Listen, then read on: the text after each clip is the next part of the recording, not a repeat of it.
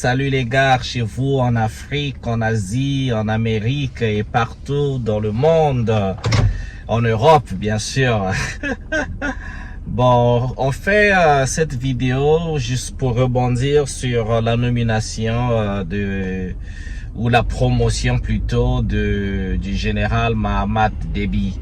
Donc celui qui commande le Tchad. Donc le président tchadien Mahamat Déby a été élevé au rang de maréchal. Ça fait bizarre quand même. Bizarre pourquoi? Parce que le Tchad, c'est un pays qui, un petit pays qui en fait a beaucoup de challenges politiques qu'on a vu d'abord avant la mort de son père Idriss Déby, après donc la mort de Idriss Déby, et on a vu encore beaucoup de challenges au Tchad. Avec donc les attaques terroristes, la pauvreté, la précarité de la vie des populations. Moi j'étais au Tchad, je pense il y a beaucoup d'années de cela, et le Tchad c'était voilà, ce que moi j'ai vu là-bas, c'était pas impressionnant comme beaucoup de pays africains où il y a tant de richesses, de pétrole, l'or, le diamant, tout ce que vous voulez. Mais la précarité des populations, c'est quand même désolant. Bon, maintenant, le gars, il devient maréchal. Moi, je me demande pourquoi en fait. Pourquoi il a été promu maréchal? Pourquoi? Est-ce que c'est parce qu'il a pris la décision de dire à la France de retirer son armée du territoire tchadien? Est-ce que parce qu'il a élevé l'économie tchadienne au rang, à un certain rang mondial? Est-ce que parce qu'il a amélioré les conditions de vie des Tchadiens? Est-ce que le Tchad aujourd'hui devient un pays qu'on envie, où tout le monde veut s'y porter parce que l'économie s'est développée, où il y a eu une industrialisation au Tchad?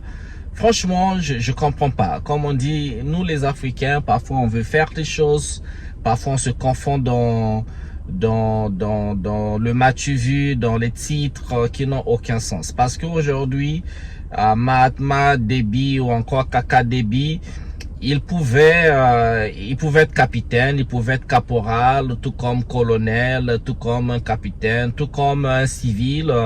Mais quand ils viennent avec une vision pour le pays, ils devaient laisser en fait la population et non ces officiels flatteurs et autres pour les élever au rang qu'ils font selon les résultats de leur travail, selon comment ils ont travaillé, selon comment ils ont pu changer le pays, comment ils ont révolutionné les instances politiques, ils ont combattu la corruption, ils ont réformé les systèmes éducatifs, et ils ont construit des universités, des académies, ils ont formé des ingénieurs, et donc quand je dis le Tchad se développe à un standard de vie sans complexe du monde occidental, ça veut dire que ils fabriquent des voitures, ils fabriquent des trains, ils fabriquent des avions, ils fabriquent tout le matériel, on fait tout le nécessaire. Le système de santé est révolutionné, on a l'espérance de vie est élevée. Le Tchad devient un pays de référence, comme aujourd'hui on a vu avec Dubaï. Tout le monde va aller aux Émirats Arabes Unis parce que en 30 ans, ces pays-là ont été transformés. On a vu le Qatar, on a vu l'Arabie Saoudite. Et ces pays-là ne sont pas aussi riches que les pays africains parce que là-bas c'est le désert et il n'y a que le pétrole. Mais quand tu vas à la zone au centre de l'Afrique, mais c'est un scandale géologique. Il y a tout. Donc on comprend pas. Moi je comprends pas. Élevé au grade de maréchal, pourquoi? C'est ça encore le ridicule. Pendant que l'Afrique on veut faire un pas vers l'avant, il y a toujours un guignol qui sort de quelque part pour poser un acte qui nous étend tous. Élevé au garde général, pourquoi? Est-ce que parce que il a remplacé son père? Est-ce qu'il faudrait dire que c'est lui qui a fait le coup? pour que son père soit éliminé et qu'il accède au pouvoir, parce qu'on a vu les Français le soutenir, hein. Emmanuel Macron, ce chaton de l'Élysée comme je l'appelle, qui a fait son déplacement de la France. Donc il est parti de Paris au Tchad pour l'investiture de Kaka Déby. Et vous savez, quand l'élite française, quand le gouvernement français soutient un pouvoir en Afrique, ça veut dire que ce pays-là est vendu. Ça veut dire qu'ils ont tous leurs intérêts. Les intérêts principaux des Occidentaux en Afrique, c'est les ressources. C'est pas le peuple africain. Et moi, j'ai toujours dit aux Africains, il faut arrêter de rêver.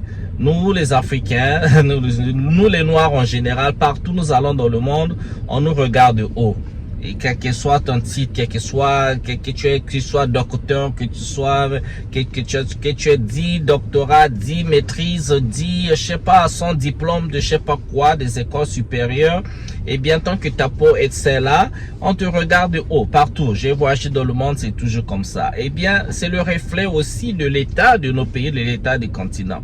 Si et seulement si nous développions chez nous et que les Africains quittaient chez eux, parce que ces gens-là nous regardent de haut parce que nous sommes chez eux. On travaille chez eux, on paie les taxes chez eux, on trouve comme si on les emmerdait. Et avec leur propre ignorance de nos réalisations, de ce que nous sommes, eh bien le résultat c'est quoi? On nous continue de nous regarder de haut. Mais par contre, si l'Afrique posait des actes, si et seulement si l'Afrique se développait, on serait ailleurs. Donc, c'est ça aussi ce que nous sommes.